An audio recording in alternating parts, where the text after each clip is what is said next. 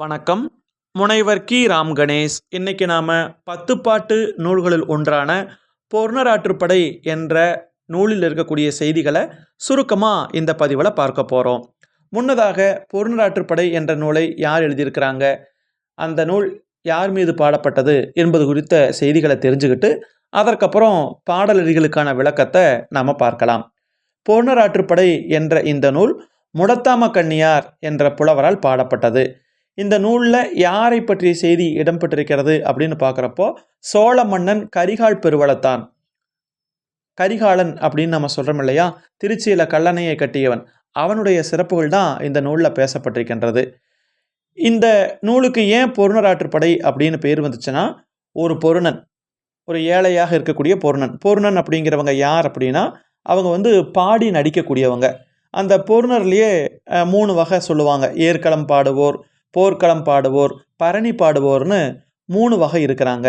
இந்த பொருணராற்றுப்படையில் வரக்கூடிய பொருணன் யார் அப்படின்னா, தடாரி அப்படிங்கிற பறையை கொட்டி போர்க்களத்தை பாடக்கூடியவன்.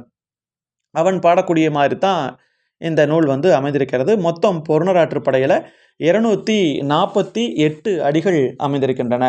இந்த நூல் எப்படி தொடங்குது அப்படின்னு சொல்லி பார்க்குறப்போ, அரா யாணர் அகந்தலை பேரூர் என்பதாக தொடங்கி மொத்தம் 248 அடிகளில் இந்த பொருணராற்றுப்படை என்ற நூல் அமைந்திருக்கின்றது.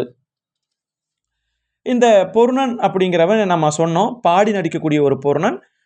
அவன் கரிகால் மன்னனிடத்துல போய் சிறப்பு பெற்று வருகிறான். அந்த மன்னனிடத்திலே நீண்ட காலம் தங்கியிருந்து அவனிடத்திலே சாப்பிட்டு விட்டு பட்டாடைகளை அங்கிருந்து வாங்கி கொண்டு பொன்னும் பொருளும் பரிசுகளும் வாங்கி கொண்டு திரும்புகிறான்.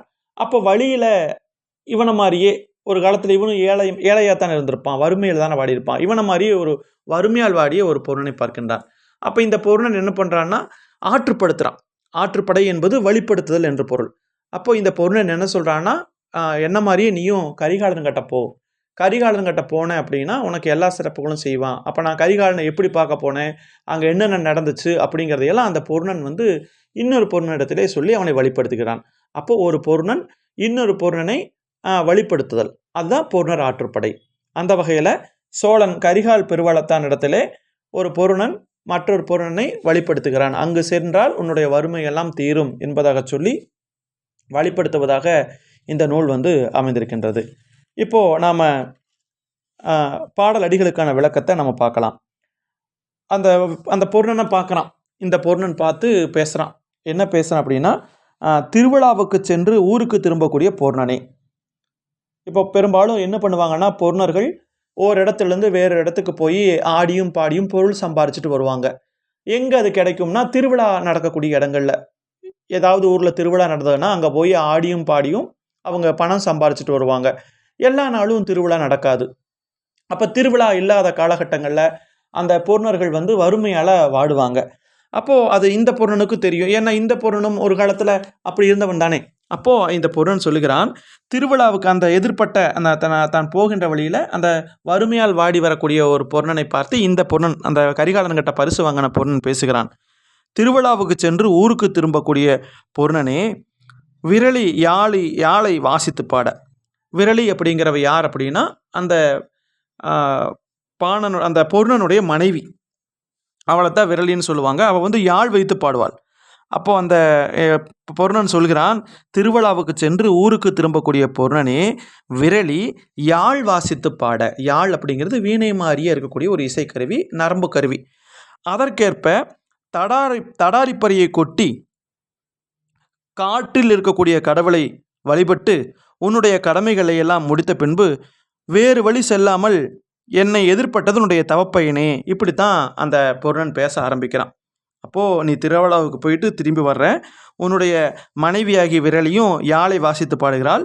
அதற்கேற்ப நீயும் இந்த தடாரிங்கிற பறையை கொட்டி காட்டில் இருக்கக்கூடிய கடவுளை எல்லாம் வணங்கிட்டு உன்னுடைய கடமைகளை எல்லாம் முடிச்சுட்டு வேறு எங்கேயும் போகாமல் என் கண்ணு முன்னாடி வந்தது உண்மையாலுமே நீ செய்த மிகப்பெரிய பாக்கியம் அப்படின்னு சொல்லிட்டு பேச ஆரம்பிக்கிறான். கூத்தர் தலைவனே, ஆடுபவர்களுக்கெல்லாம் தலைவனே, ஏழிசை கிழவனே. ஏழிசை என்பது நமக்கு தெரியும், அந்த இசையில் வரக்கூடியது. நான் கூறுவதை விரும்பி கேள், நான் சொல்கிறத நீ கேளு. வறுமையால் வருந்தக்கூடிய துன்புற்ற உன்னுடைய சுற்றத்தார், உன்னுடைய சொந்தக்காரங்க, பசி இல்லாமல் துன்பம் இல்லாமல் நீங்கி நல்லபடியாக வாழணுமா, அப்போ நான் சொல்லக்கூடிய இடத்துக்கு கொஞ்சம் கூட தாமதிக்காமல் உடனே போ. நானும் உன்ன மாதிரியே வறுமையான நிலையில தான் இருந்தேன். அந்த பழுத்த மரத்தை தேடி வௌவால் போகும் இல்லையா, அந்த மாதிரி கரிகால் பெருவளத்தானாகிய அந்த சோழ மன்னனை பார்க்க போனேன். அவனுடைய நகரத்துக்கு போனால் அந்த அங்கே அரண்மனை வாயில் எப்போவுமே திறந்தே கிடக்கும். இரவலருக்கு அடையாத வாயில். இரவலர் அப்படின்னா இந்த மாதிரி பொன்னும் பொருளும் வேண்டி யாசகத்துக்காக போகிறவங்கள தான் இரவலர்னு சொல்லுவாங்க. அவங்களுக்காக அந்த அரண்மனை அடைக்கவே அடைக்க மாட்டாங்களே, எப்போவுமே அந்த அரண்மனை திறந்தே கிடக்குமா. அப்படியாக அவனுடைய நகரத்துக்கு போனீங்க அப்படின்னா இரவலருக்கு அடையாத அந்த அரண்மனையினுடைய அந்த வாயிலில் புகுந்து விடியற் காலத்தில் நான் தடாடிப்பறையை கொட்டினேன். விடியற் காலையில் அப்போ அந்த ஓசையை கேட்ட கரிகாலன் உடனே வேகமாக வெளியில் வந்தான். வந்து இனிமையான சொற்களை கூறி அந்த அரசனே என்னை அன்போடு வரவேற்று அரண்மனைக்குள்ளே கூட்டி சென்றான். போனப்போ நான் எப்படி இருந்தேன் தெரியுமா? ஈரும் பேணும் தலையில், தலை பூரா ஈரும் பேணும் கூடி வாழ்ந்த என்னுடைய தலை, என்னுடைய வேர்வையால் நனைஞ்சு பல தையல் போட்டு இருக்கக்கூடிய பழைய கிழிஞ்சு போன கந்தல் ஆடை, அதையெல்லாம் பார்த்தான் அந்த சோழன். பார்த்துட்டு என்ன பண்ணான் தெரியுமா? அந்த ஆடைகளையெல்லாம் நீங்கள் நீக்கிருங்கன்னு சொல்லிட்டு கண்ணுக்கே தெரியாத மாதிரி நல்ல நுணுக்கமான இலையுடைய நல்ல தையல் போடப்பட்ட, அதாவது தைக்கப்பட்ட நல்ல அந்த பூத்தொழில் வேறுபாடு, நல்ல பூவெல்லாம் போட்ட மாதிரி, பாம்போட தோல் எப்படி ரொம்ப மென்மையாக இருக்கும் அந்த மாதிரியான ஆடைகளை கொடுத்து என்னை உடுத்தச் செய்தான். அந்த விடிகால நேரத்தில் போய் அந்த அரண்மனை அந்த என்ன மாதிரி நம்மளை மாதிரி இரவலர்களுக்கு திறந்தே கிடக்கும். அங்கே போய் நான் பாடினேன். நான் அந்த பறையை கொட்டினேன். அந்த ஓசையை கேட்டு வந்தவன் கரிகாலன் என்னை பார்த்தா ஈரும் பேணும் கூடி இருக்கக்கூடிய என்னுடைய நிலை, நல்லா கிழிஞ்சு போன பழைய துணி, இதையெல்லாம் பார்த்துட்டு அங்கே கூட்டிகிட்டு போய் நல்ல புது துணியாக கொடுத்தான். அதுக்கப்புறம் அங்கே இருக்கக்கூடிய அழகான பெண்கள் நல்லா தங்க பாத்திரம் நிறைய மது, நல்லா குடிக்கிறதுக்கு கள், அதை பல முறை நிறைய கொடுத்தாங்க. அதுக்கப்புறம் ரொம்ப தூரம் நடந்து வந்தேன் அந்த கரிகாலனை பார்க்கறதுக்காக. அந்த வழியில் வந்த அந்த களைப்பு நீங்கி ஒரு மனசில் ஒரு கர்வத்தோட அப்படியே அப்பா இப்படி ஒரு நிலைமை நமக்கு வந்துருச்சேன்னு சந்தோஷமாக இருந்தோம். அப்போது அந்த மதுவை உண்ட மயக்கம், அந்த கல் குடித்த உடனே ஒரு மயக்கம் வரும் இல்லையா, அது இருந்ததை தவிர வேறு எந்த துன்பமும் இல்லை. முதல் நாளில் இருந்த என்னுடைய வறுமை நிலையை முன்னாடி பார்த்தவங்க இன்றைக்கி என்னை பார்த்தாங்கன்னா அவங்களுக்கு அடையாளமே தெரியாது. அந்த மாதிரி நானும் மாறி இருந்தேன். எனக்கே தோணுச்சு இது கனவா இல்லை நனவா அப்படின்னு எனக்கே ஆச்சரியமாக இருந்துச்சு. அப்போது அந்த நேரத்தில் கரிகாலன் அவனுடைய ஏவலர்கள், அந்த கரிகாலனுக்கு சேவை செய்வாங்க இல்லையா, அந்த ஏவலர்கள் எங்களை அழைச்சிட்டு போனாங்க. அப்போ நாங்கள் போய் என்ன பண்ணோம், கரிகாலனுக்கு செய்ய வேண்டிய வழிபாடுகள் எல்லாம் செய்தோம். அவன் முன்னாடி நிறைய ஆடினோம் பாடினோம் அதெல்லாம் சொல்கிறான். அதுக்கப்புறம் அவனுடைய மனைவியாக இருக்கக்கூடிய விரலி, அந்த பொண்ணுடைய மனைவி, அவளுடைய அந்த தலையிலிருந்து கால் வரைக்கும், அதுக்கு கேசாதி பாதம்னு சொல்லுவாங்க. கேசம்னா முடி, பாதம்னா தெரியும் நமக்கு கால் பகுதி, அது வரைக்கும் இருக்கக்கூடிய அவளுடைய உடல் வர்ணனைகளை எல்லாம் சொல்கிறான். சொல்லி முடிச்சுட்டு அந்த அந்த மன்னனிடத்துல போய் சேர்ந்தோம். அவனுக்கான வழிபாடுகளை செய்தோம். அதற்கப்புறம் அவன் என்ன பண்ணான் தெரியுமா? இனிமையான உணவுகளை தந்து எங்களை உண்ணச் செய்தான். நல்ல சுவையாக இருக்கக்கூடிய உணவுகளை உண்ணச் செய்தான். அப்படி நாங்கள் ரொம்ப நாள் அங்கேயே இருந்தோம். சாப்பிட்டு உணவே வெறுப்பு ஏற்பட்டு போச்சு. அதை தெரிஞ்சுக்கிட்டு வேறு விதமான உணவுகளையும் கொடுத்தான். இப்படி உண்பதனால பல வகை உணவுகளை தின்னு எங்களுடைய பற்கள் முனை மலங்கி போச்சு. இப்போ அது மட்டும் இல்லாமல் அந்த நிலத்தில் ஏர் உழுவாங்க இல்லையா, அந்த மாதிரி நாங்கள் சோற்றில் உழுதோம் அப்படின்னு சொல்கிறாங்க. சோத்தில் எல்லாரும் சாப்பிட்டுக்கிட்டே இருந்தோம். அப்போ எங்களுடைய பற்கள் முனையே மழுங்கி போயிருச்சு. உணவோடைய மிகுதியால் ரொம்ப சாப்பாடு கிடைச்சனால மூச்சு விடக்கூட முடியலை. ஒரு காலத்தில் இழிந்த உணவு, அதாவது கூழ் கஞ்சி கிடைக்காதா அப்படின்னு ஏங்கி ஏமாந்திருந்த எங்களுக்கு விருந்து உண்ணவே வெறுப்பு ஏற்பட்டு போச்சு. அதுக்கப்புறம் ஒரு நாள் ஊருக்கு போவதற்காக அவனிடத்தில் போய் நாங்கள் அனுமதி கேட்டோம். எங்களுக்கு விடை கொடுங்கள், நாங்கள் போகிறோம் அப்படின்னு சொன்னோம். அதை கேட்டவன் கோவப்பட்டான். எங்களை பிரியறதில் அவனுக்கு கொஞ்சம் கூட உடன்பாடே இல்லை.